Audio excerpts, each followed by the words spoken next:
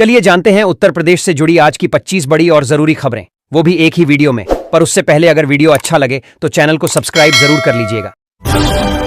वाराणसी के दाल मंडी इलाके में सड़क चौड़ीकरण अभियान ने रफ्तार पकड़ ली है, जिसके तहत अब तक 14 नए मकानों को ध्वस्त कर दिया गया। प्रशासन की इस कार्रवाई के दौरान सोमवार को तनाव की स्थिति भी पैदा हो गई, जब कुछ लोगों पर आगजनी और हंगामा करने के आरोप लगे। चौक थाने में अजमत और फारूक खान समेत कुल 8 लोगों के खिलाफ नामजद प्राथमिकी दर्ज की गई है। पुलिस के अनुसार अजमत पर पेट्रोल छिड़ककर आग लगाने का गंभीर आरोप है। दाल मंडी परियोजना के अंतर्गत कुल 181 मकान अधिग्रहित कर तोड़े जाने प्रस्तावित हैं, जिसके बदले लगभग 191 करोड़ रुपये मुआवजे की राशि तय की गई है। प्रशासन का कहना है कि यह कार्रवाई शहर की यातायात व्यवस्था सुधारने के लिए आवश्यक है, जबकि प्रभावित लोग मुआवजे और प्रक्रिया को लेकर सवाल उठा रहे हैं। प्रदेश में अलग अलग स्थानों पर हुए हादसों ने भी चिंता बढ़ा दी है। लखनऊ के रहीमाबाद क्षेत्र में बिलवा फाटक के पास रेलवे लाइन पार करते समय मनकोटी गांव की 20 वर्षीय शशि और 23 वर्षीय नीतू ट्रेन की चपेट में आ गईं, जिससे दोनों की मौके पर ही मौत हो गई। प्रत्यक्षदर्शियों के अनुसार घटना अचानक हुई और बचाव का मौका नहीं मिल सका। वहीं मिर्जापुर के लालगंज इलाके में शादी समारोह से लौट रहे परसिया गोकुल निवासी 2 बाइक सवारों को अज्ञात वाहन ने टक्कर मार दी। गंभीर रूप से घायल दोनों युवकों को अस्पताल पहुंचाया गया, लेकिन उपचार के दौरान उनकी भी मृत्यु हो गई। लगातार सामने आ रही ऐसी घटनाओं ने सड़क और रेलवे सुरक्षा व्यवस्था पर फिर सवाल खड़े कर दिए हैं।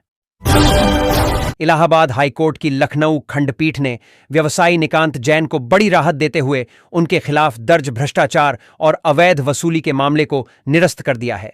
न्यायमूर्ति पंकज भाटिया की पीठ ने सुनवाई के दौरान पाया कि आरोपों के समर्थन में पर्याप्त और ठोस साक्ष्य प्रस्तुत नहीं किए गए थे। ऐसे में आपराधिक कार्यवाही को जारी रखना उचित नहीं ठहराया जा सकता। जैन पर पूर्व में एक जल निगम अधिकारी से बिल भुगतान के बदले कथित तौर पर 5% कमीशन मांगने का आरोप लगा था। अदालत ने अपने आदेश में स्पष्ट किया कि केवल आरोपों के आधार पर किसी को लंबे समय तक आपराधिक मुकदमे में उलझाए रखना न्याय संगत नहीं है, जब तक कि उसके समर्थन में ठोस प्रमाण मौजूद न हो। इस फैसले के बाद संबंधित प्रकरण पर विराम लग गया है।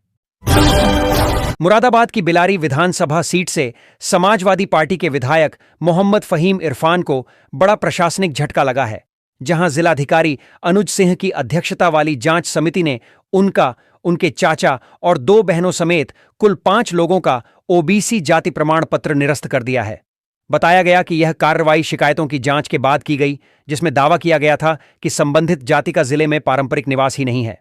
समिति ने अभिलेखों और उपलब्ध साक्ष्यों की समीक्षा के बाद प्रमाण पत्र रद्द करने का निर्णय लिया।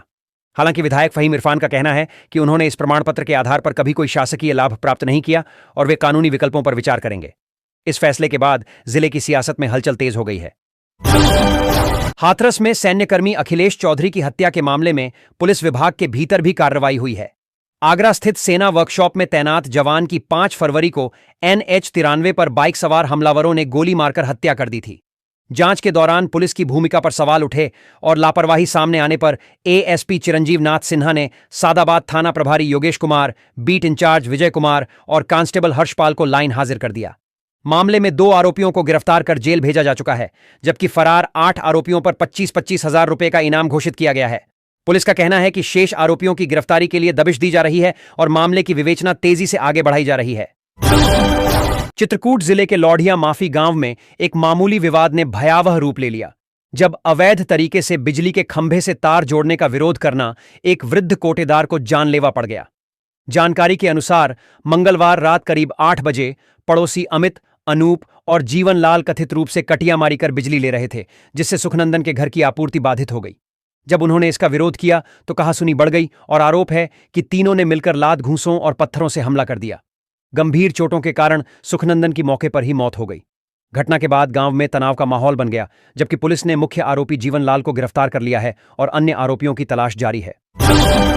आगरा लखनऊ एक्सप्रेसवे पर बुधवार तड़के एक दर्दनाक सड़क हादसा हुआ, जब दिल्ली से गोरखपुर जा रही एक निजी बस करहल थाना क्षेत्र में माइलस्टोन 94.2 के पास किसी अज्ञात वाहन से टकरा गई। हादसा करीब सुबह 3:10 बजे हुआ और टक्कर इतनी जबरदस्त थी कि बस के आगे का हिस्सा बुरी तरह क्षतिग्रस्त हो गया। प्रारंभिक जानकारी के अनुसार कासगंज निवासी चालक BP सिंह को झपकी आने की आशंका जताई जा रही है, जिससे नियंत्रण बिगड़ गया। बस में कुल 48 यात्री सवार थे, जिनमें से 8 की हालत गंभीर बताई जा रही है। घायलों को तत्काल सैफई मेडिकल कॉलेज पहुंचाया गया, जहां उनका इलाज जारी है। पुलिस ने मामला दर्ज कर जांच शुरू कर दी है और दुर्घटना के कारणों की विस्तृत पड़ताल की जा रही है। लखनऊ में बसपा सुप्रीमो और पूर्व मुख्यमंत्री मायावती के खिलाफ सोशल मीडिया पर की गई अभद्र टिप्पणी का मामला भी चर्चा में है। कृष्णानगर कोतवाली में बसपा कैंट विधानसभा क्षेत्र अध्यक्ष राम वर्मा की शिकायत पर महिला यूजर श्रेया यादव के खिलाफ मुकदमा दर्ज किया गया है। पुलिस ने मामले की जांच शुरू कर दी है और संबंधित अकाउंट की जानकारी एकत्र की जा रही है। इंस्पेक्टर प्रद्युम्न कुमार सिंह के अनुसार प्रथम दृष्टया यह मामला सोशल मीडिया पर आपत्तिजनक टिप्पणी से जुड़ा है, जिसमें आईटी एक्ट और भारतीय न्याय संहिता की प्रासंगिक धाराओं के तहत कार्रवाई की जा सकती है। जांच पूरी होने के बाद आगे की विधिक प्रक्रिया तय की जाएगी। आजमगढ़ के मुबारकपुर में प्रवर्तन निदेशालय की कार्रवाई ने भी हलचल मचा दी, जहां ब्रिटिश नागरिकता लेने वाले मौलाना शमशुल हुदा खान के अस्थायी आवास पर छापेमारी की गई। ईडी के अनुसार मौलाना पर विदेशी मुद्रा अधिनियम के उल्लंघन और धोखाधड़ी से जुड़े आरोपों की जांच चल रही है। जानकारी के मुताबिक वे वर्ष 2007 में ब्रिटेन गए थे और 2013 में वहां की नागरिकता ग्रहण कर ली थी, लेकिन आरोप है कि इसके बावजूद उन्होंने 31 जुलाई 2017 तक मदरसा अशरफिया में शिक्षक के रूप में वेतन प्राप्त किया।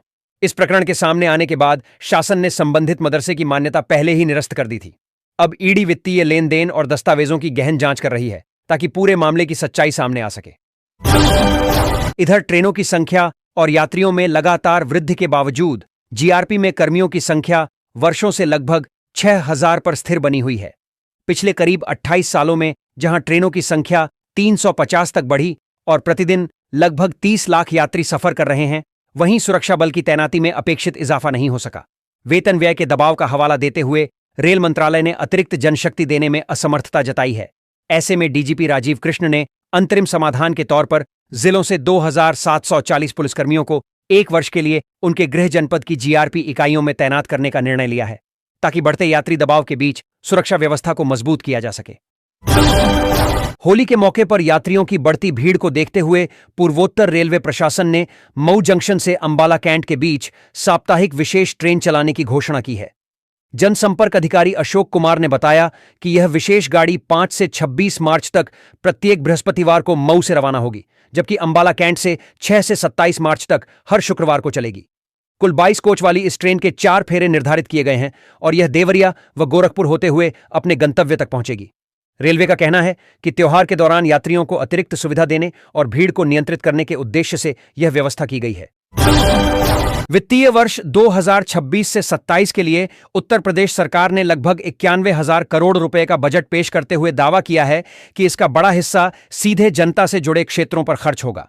सरकार के मुताबिक कुल बजट का करीब 27% कृषि, शिक्षा और स्वास्थ्य जैसे मूलभूत सेक्टरों पर व्यय किया जाएगा, जिसमें शिक्षा के लिए लगभग 12.4%, स्वास्थ्य के लिए 6% और कृषि के लिए 9% प्रावधान किया गया है। साथ ही 43,000 करोड़ रुपए की नई योजनाओं की घोषणा की गई है और प्रदेश में 16 नए मेडिकल कॉलेज स्थापित करने का लक्ष्य रखा गया है। युवाओं को साधने के लिए 10 लाख रोजगार सृजन का दावा किया गया है।